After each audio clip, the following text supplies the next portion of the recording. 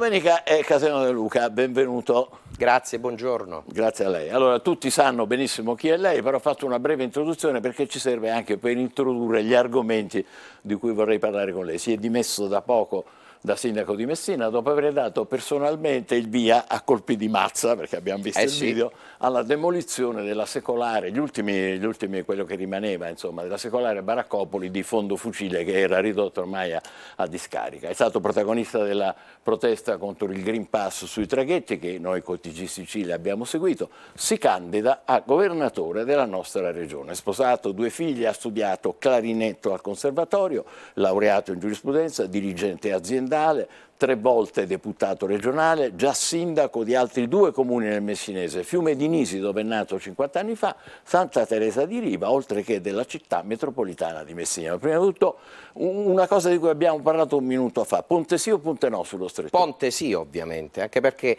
è inutile pensare alle ferrovie che smantellano quelle dei Borboni che abbiamo senza il ponte. È candidato alla presidenza della regione, a sindaco della regione, come lei preferisce. Perché sindaco della regione? Sindaco di Sicilia, perché da ormai una vita che la Sicilia non è amministrata ed non c'è quella tensione che noi sindaci viviamo sulla nostra pelle, quindi ci vuole una tensione diversa, un'amministrazione vera e propria, quindi non adoro io il termine di governatore, di presidente, voglio fare sindaco di Sicilia. Per fare cosa e con quale schieramento, con quale forze politiche che l'appoggiano? Noi stiamo andando avanti da soli perché stiamo smontando il panorama politico e tutti i contenitori che oggi hanno sgovernato questa terra e quindi il detto famoso meglio soli che mal accompagnati, perché è inutile, non si può governare con la banda Bassotti da un punto di vista politico ovviamente. E sì, li definisco così perché ci hanno derubato del nostro presente e futuro e ora c'è un ricambio generazionale a tutti gli effetti. Ecco, ma pensa di farsela davvero? Lei nel 2012 ci aveva provato, è stato un flop, quindi pensa i suoi sondaggi che dicono adesso? Io nel 2012 era appena fresco del primo arresto. Io sono stato arrestato 2 volte e ho avuto 18 processi e sono incensurato. Sono uscito a testa alta da tutti i processi perché la mia impertinenza e irriverenza è nota. Nel 2012 era appena fresco del primo arresto, non era abituato, quindi ancora mi aveva traumatizzato ed ero sindaco di Santa Teresa di Riva, quindi una base obiettivamente che non mi consentiva di poter avviare un progetto ovviamente della dimensione giusta. Quindi per me è stato un modo per uscire dal panorama politico con una operazione anche di forte protesta che ovviamente era contestualizzata a quel momento con quelle dimensioni. Però le volevo dire una cosa sugli arresti. Dunque abbiamo ricostruito insieme quando ci siamo parlati prima dell'intervista, sono 2 gli arresti, 18 i processi, sì, se non sbaglio, sempre assolto naturalmente. Sì. Complimenti, come dire, grazie al cielo, è tutto a posto e la conferma che lei è una persona specchiatissima, però non è anche un po' un danno d'immagine questo?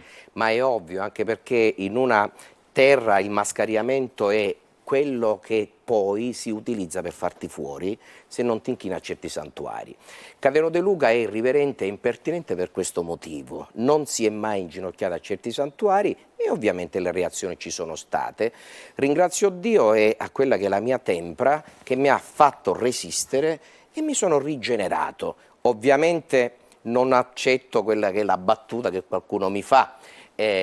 Ti hanno arrestato la prima volta e da sindaco di Fiume di Nisi sei diventato sindaco di Santa Teresa. Ti hanno arrestato la seconda volta e da sindaco di Santa Teresa sei diventato sindaco di Messina. Ti arresteranno la terza volta e diventerai sindaco di Sicilia. No, evitatemi il terzo arresto, per favore. Lei è molto spiritoso, ma lo sa che questo suo senso dell'umorismo, come dire, viene anche un po' utilizzato contro di lei. Dicono che lei è un po' un alieno, se non una scheggia impazzita.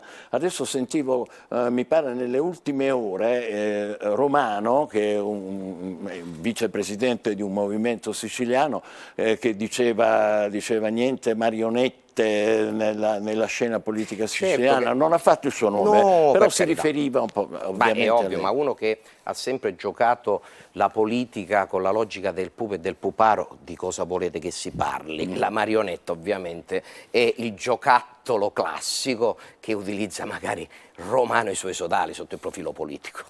touché, boom. Ma non mi ha detto per fare che cosa allora in regione? 2 o 3 cose da fare i primi 100 giorni? Molto semplice, va smontata questa regione e va decentrato quella che è la gestione. La Sicilia è uno Stato nello Stato e non può gestire, si deve occupare di programmazione e di controllo. Io sono uno sturziano, democristiano sturziano.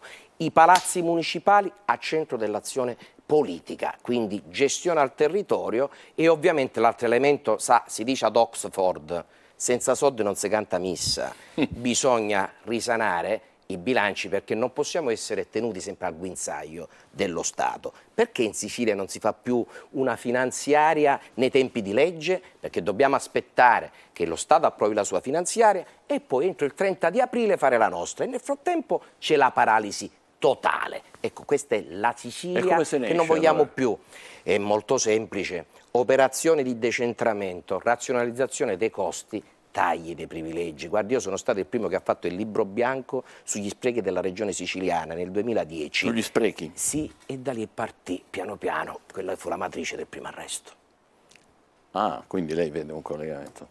C'è il sondaggio di Demopolis di cui abbiamo riferito nei giorni scorsi per quanto riguarda invece le forze politiche. Che vede Fratelli d'Italia primo partito, è un sondaggio ripeto, primo partito Fratelli d'Italia, secondo i 5 Stelle che scendono ma rimangono al secondo posto, poi c'è il PD sotto il 20, la Lega sotto il 10 e il commento che hanno fatto tutti, anche noi, così si rafforza Musumeci, quindi a suo scapito, a suo svantaggio. Ma io spero che si vada avanti con questi commenti. Pure quando mi ero candidato sindaco a Messina mi davano quarto ai nastri di partenza, poi ho vinto le elezioni. Ecco, i sondaggi servono agli inquilini del palazzo perché continuano a vivere una propria dimensione. Noi viviamo il territorio, quello che l'apprezzamento su Cateno De Luca, sull'amministratore, sul sindaco Cateno De Luca, si tocca quotidianamente. Lo tocco io ovunque e obiettivamente i miei sondaggi sono quelle che ho come risultanza quando giro la Sicilia. Ma d'altronde, se io non esisto nei sondaggi, perché mi viene offerta in continuazione la vicepresidenza del governo regionale siciliano pur di ritirare la mia candidatura? Un momento, chi gliela offre? Queste sono ovviamente, mi sono arrivate sia da centrodestra sia da centrosinistra. Anche un ragionamento sulle nazionali, fare il sottosegretario. Allora, se io non esisto, anche questo le è stato proposto. Se io non esisto nei sondaggi, perché vengo considerato questa scheggia impazzita che farebbe saltare tutti gli equilibri? Però stia attento, il sondaggio non è il web, lei è fortissimo nel web, ma non è la stessa cosa il web con il voto degli elettori. Effettivamente mi hanno detto la stessa identica cosa allora. Io in questo momento sono il 19° politico più seguito in Italia sul web e il primo in Sicilia. Italia? Sì, tutta Italia, sono sondaggi, sono dati nazionali pubblici e il primo in Sicilia. Il primo ovviamente è Salvini. Quindi io sono il 19°, io faccio una mia comunicazione artigianale a modo mio, no? Ma il tema non è il web, io comunico in continuazione perché non ho partiti, non ho lobby che mi sostengono, quindi la comunicazione sono io stesso. Gli elettori come mi vedono sanno che sono, quindi l'apprezzamento mio parte da questa genuinità che ovviamente crea empatia e finora i riscontri ci sono stati su tutti i fronti. Però lei ha appena attaccato Musumeci sui rifiuti, l'ho fatto ieri, mi pare, nei giorni scorsi comunque, ripescando gli impianti di trattamento rifiuti che aveva progettato Crosetta. Ovvio. Quindi commenti sono stati ripesca Crosetta contro Musumeci. Ma guardate, il tema è uno, il buon Crocetta è stata una iattura, Musumeci è stata una sciagura sotto il profilo gestionale. Ci va leggero, insomma. Ma no, è un dato chiaro.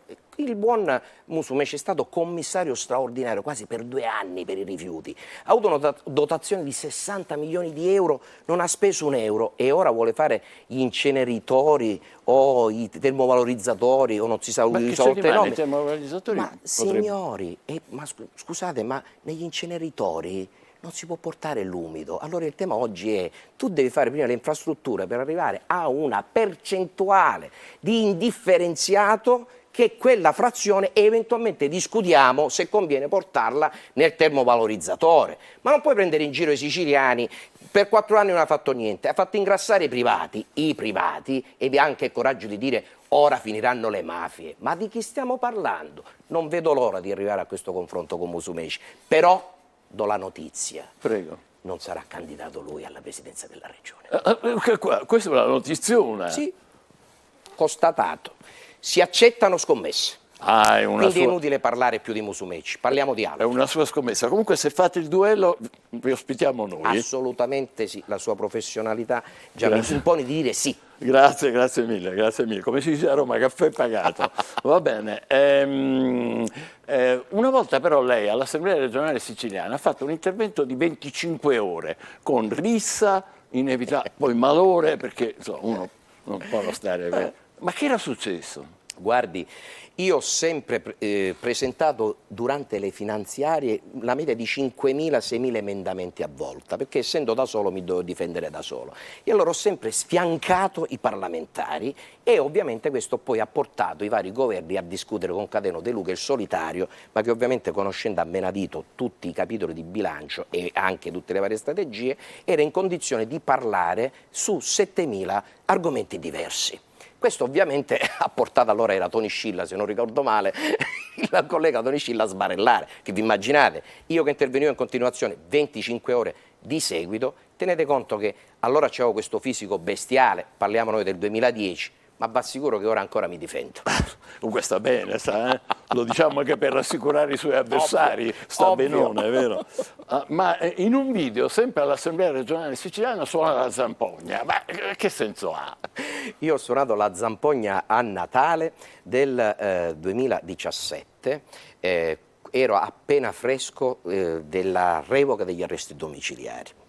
E quindi per me è stata una preghiera, perché sono andato allora nella cappella palatina a suonarla e me l'ha chiesto il prete, e poi da lì ho detto ora gliela suono a tutti i parlamentari. Cioè che ci sono? Sì, assolutamente, ho fatto un'incursione, ho avuto una reprimenda incredibile perché ovviamente sono andato senza permesso, ma questa è la mia irriverenza, d'altronde fa parte del personaggio. Ma non rischia di compromettere un po' il valore, il senso delle istituzioni fare così, comportarsi così? Suonare la zampogna e suonare alla nenia natalizia, secondo me, è invece un modo per umanizzare le istituzioni. Le istituzioni alla fine, se non sono realmente, si aprono al territorio, alla gente comune, ma che istituzioni sono? Le istituzioni sono a servizio della gente. Basta con questi palazzi, castelli, sale dorate, basta. A proposito ancora di De Luca personaggio, lei è un clarinettista, l'abbiamo detto prima, è andato in un tour di beneficenza in Sicilia con giovani artisti, come una rockstar, ho visto il manifesto, cioè le date proprio. Sì. È vero che Clinton suonava il sassofono, però insomma, e poi è anche vero che lei ha cantato Gli Invisibili, che di Grazia Di Michele, sì, che è un personaggio di tutto rispetto al nostro panorama musicale, dedicata alla Baraccopoli, esatto, di Fondo Fucile. Ecco, però non pensa di perdere credibilità facendo la rockstar che va in giro? Ma infatti qualcuno mi ha detto, guarda, se non vuoi perdere consenso smetti di fare tour musicali come battuta. Ma io al di là della battuta ho fatto anche un CD e sono Stati d'animo come titolo, sì, perché ho trasformato in musica tutte le confessioni che come sindaco confessore ho fatto, e quindi ho tradotto in brani che ovviamente io, come dico sempre, io raio, non canto, però i testi sono molto belli. Questo devo dire che anche grazie a Di Michele li ha apprezzato Red Ronnie, quindi almeno c'ho questo. Grazie a Michele, Red Ronnie ha detto. Sì, e poi io ho fatto questo ragionamento di sostenere i giovani artisti con la Casa del Musicista, mi hanno scelto come testimonial e quindi usiamo Cateno De Luca come popolarità per riempire i teatri. Noi abbiamo fatto le 9 tappe in tutte le province siciliane, a Catania abbiamo avuto un problema, che c'è stato il sold out e abbiamo 300 richieste non evase. Dovevamo farlo il 14 di gennaio, la seconda edizione, e poi c'è stato il Covid. Però lo voglio dire a tutti gli amici catanesi, l'impegno di fare una seconda serata a Catania ora sarà mantenuto. Fantastico questo, hai fatto questo impegno che lei prende, è bellissimo. La sua qualità migliore e il suo difetto peggiore, se ce n'ha uno ce l'avrà. Ma guardi, la mia qualità sicuramente è la schiettezza. Io, come mi vedete, onestamente odio l'ipocrisia, quindi la schiettezza questo sì, ed è quella che mi ha generato. Io i problemi me li sono cercati, questo lo voglio sempre dire, perché ovviamente la schiettezza poi ti porta con l'irriverenza e l'impertinenza a dare fastidio e a generare reazioni. Quindi questo lo voglio dire. Il difetto, non riesco a fermarmi. E questo è il mio problema, cioè io ho raggiunto una tappa, non me la godo, penso già alla seconda. Questo ovviamente è uno stato d'animo che ti tiene sempre in tensione. Tant'è vero che io ho problemi anche con mia moglie la notte, perché io la notte parlo, faccio comizi, mi alzo e poi mia moglie deve assistere a quelle che è proprio il semisonno nel quale io continuo a stare. Una donna straordinaria, Assolutamente. mi permetta di... Senza mia moglie io non esisterei da questo punto di vista, perché fa anche l'uomo di casa, ma non perché io non faccio le cose, perché io purtroppo manco spesso e lei, devo dire, sopperisce molto e di questo io la devo ringraziare. Certo, come no. Torniamo un momento a Messina. Ecco, perché ci è voluto così tanto tempo, più di un secolo? Perché quelle baracche risalgono, se non sbaglio, al tempo le prime al 1908, terremoto del 1908. E vengono smantellate le ultime nel 2021. Ma che è successo? E aspettavano Cateno De Luca. Cateno De Luca, perché non è una battuta, le baracche sono state utilizzate come serbatoio di voto, un modo proprio per tenere sotto scopa i messinesi. Si entrava con i pacchi di pasta e con i buoni benzina, ci sono tante inchieste che lo hanno testimoniato. Tenere sotto scopa in una città baronale, dove ovviamente ci sono molti ambienti, molti santuari con questa logica che hanno governato la città. Quindi andava bene alla città che ci fossero queste sacche, purtroppo, che erano sempre sotto ricatto. È arrivato Cateno De Luca e ovviamente ha sparigliato tutto, ha fatto saltare gli equilibri, è andato contro le lobby e i santuari e ovviamente il primo obiettivo che avevo era liberare la gente da questa schiavitù e ci sono riuscito. E tutte queste persone, sono 3.000 famiglie se non sbaglio complessivamente. Oltre 8.000 persone sono. E hanno trovato tutti un'abitazione. Abbiamo già fatto un cronoprogramma con la legge speciale che si è fatta, già dei primi credo 600 famiglie sono state trasferite, abbiamo demolito Fondo Fucile che è la baraccopoli simbolo, c'è stato pure Prodi lì. Tutti i candidati alla presidenza della regione andavano lì a Fondo Fucile per promettere, mai fatto nulla e quindi era il simbolo. C'è un cronoprogramma di 3 anni ormai, fissato dalla legge, e entro 3 anni questa vergogna non sarà più caratterizzante della città di Messina. Messina veniva definita la città delle baracche. E tutta la gente andrà a casa, questo è un impegno assolutamente che sì. Si prende pubblicamente. Risolto anche perché abbiamo una dotazione di quasi 400 milioni di euro, frutto del mio lavoro, di cui poi la legge speciale che abbiamo ottenuto ci ha dato 100 milioni, ma io sono uno di quelli che dice e ovviamente agisce, aiutati che Dio ti aiuta. Cioè io in attesa che arrivasse questa legge speciale, intanto ho avuto finanziamenti grazie alla partecipazione ai bandi per 300 milioni di euro. Guardi, siamo arrivati solo primi in Italia in questi bandi, solo primi. Allora, parliamo del suo successore. Lei vorrebbe come suo candidato Basile, mentre invece leggo oggi c'è una donna finalmente candidata. Sì, Matilde Siracusano di Forza Italia che si candida alla sua ex poltrona di sindaco di Messina. Ma non è di Messina, Matilde. Matilde non è di Messina. Matilde Siracusano è stata eletta parlamentare nel collegio di Bagheria, Palermo, e quindi non è stata eletta a Messina. Ci ha dato una mano, devo dire, anzi è stata una delle poche che quantomeno ha interloquito con me. Però Matilde Siracusano rappresenta Bagheria e dintorni. Ovviamente sappiamo anche che si deve candidare a Messina perché così lascerebbe, se vince le elezioni, il seggio a tale Ugo Zagarella, segretario particolare di Gianfranco Micciche, che è il secondo, cioè subito dopo di lei. Però tanto ancora non è manco candidata. Tanto per farsi due amici. Se sarà candidata parleremo di questo, ma non mi risulta che Matilde, almeno ad oggi, ufficialmente sia candidata. Se sarà Matilde Siracusano, ben venga. Noi non temiamo confronto, ma non perché siamo presuntuosi, perché abbiamo lavorato 3 anni e mezzo e Federico Basile rappresenta non solo il guardiano dei conti, lui era il direttore generale del Comune di Messina, ma quel ragazzo mite, preparato, che ha anche quella passione politica che gli consente di fare il sindaco della riappacificazione, perché io ho fatto guerre in 3 anni e mezzo, ma non hai idea, io ero l'incendiario, ma se non facevo così non riuscivo a smontare ovviamente quello che ho ereditato. Quindi, ora si apre un'altra fase. È la fase della pacificazione. Assolutamente sì. Federico Basile è l'uomo giusto al posto giusto. Ma non è che farà la stessa cosa in regione, dico, che fa prima? È ovvio. Io andrò alla regione con la mazza, sia chiaro, perché va demolito questo sistema e va ricostruito. Quindi lo dico già in partenza, ho fatto l'incendiario a Messina nel senso che mi sono dovuto scontrare con i poteri forti e oggi la città è ripartita. A Palermo sarà peggio. Mia moglie è preoccupata, lo sa perché? Perché mi ha detto: guarda, non ti hanno ammazzato finora e se tu diventi presidente della regione col carattere che hai e con gli interessi che ci sono in gioco, ti ammazzano. No, beh, no. Insomma, Che volete. Questa è una battuta che mi fa. Infatti lei non vuole che io mi candidi alla presidenza della regione. E lei ha paura di queste cose? No, io parto dal presupposto che alla fine nella vita ognuno ha una missione e c'ha un destino. Se la mia missione è cambiare questa terra, io ci sono, anche perché non mi posso guardare allo specchio, dopo tutto anche quello che ho fatto per il mio territorio, e quantomeno non avere la coscienza a posto di dire: io ci ho tentato, io ci ho provato, anche mettendo a rischio la mia vita. Andiamo su cose un po' più leggere. Un suo slogan a un certo punto è stato: chi cerca trova. Lei aveva il dito puntato, un po' come usa negli Stati Uniti, sì. No?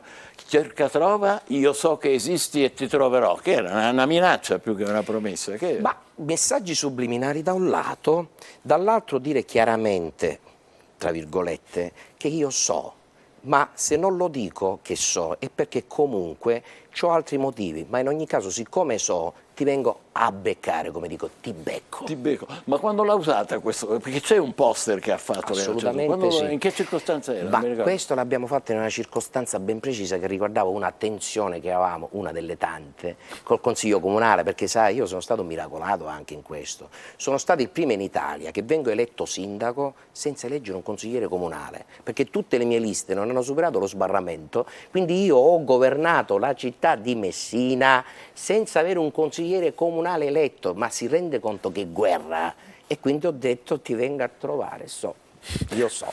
Ma non è che vuole fare la stessa cosa a Palermo? Peggio, a Palermo al cubo. Allora a Palermo ci vuole tanta energia, tanta determinazione e soprattutto ci vuole qualcuno che non è condizionabile. Veda, mi hanno fatto la radiografia, barba, shampoo e capelli, come si suol dire, guardia di finanza, di tutto e di più. Non ho scheletri nell'armadio. È ovvio che questo per i palazzi mi rende inaffidabile, pericoloso, incontrollabile. Io lo so che i palazzi non mi adorano, ma per questo motivo. È per questo che le piace Scateno De Luca? Sì, perché oggi bisogna scatenare una reazione di popolo e la reazione di popolo deve portare a liberare questa terra anche da quella che in ogni caso è una sorta di cupola politica dei settantenni. Con tutto il rispetto, io non voglio fare una questione di età, ma che ci voglia un ricambio generazionale in questa terra è necessario.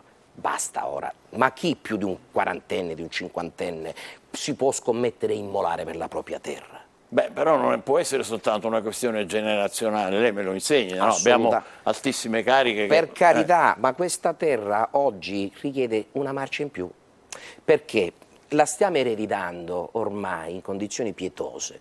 Tutti gli appuntamenti col PNRR li stiamo perdendo. Già abbiamo perso 400 milioni di euro per quanto riguarda la sistemazione, il rifacimento di tutte le reti irrigue per quanto riguarda i nostri campi. E perché le si perdono? Perché? Perché non c'è amministrazione. Veda, io ho lasciato anche a Messina già un parco progetti per tutti gli avvisi del PNRR che usciranno da qua ai prossimi 4 mesi. Questo significa amministrare e avere la lungimiranza della programmazione. Quindi è scatenato? Assolutamente. Questa terra va cambiata anche a colpi di mazza, ma io dico a colpi di voto. Meglio. Sì. Meglio. In bocca al lupo per tutto. Grazie per essere stato grazie con a noi. lei. Grazie a voi per averci seguito. TG Sicilia torna alle 20. Buona domenica.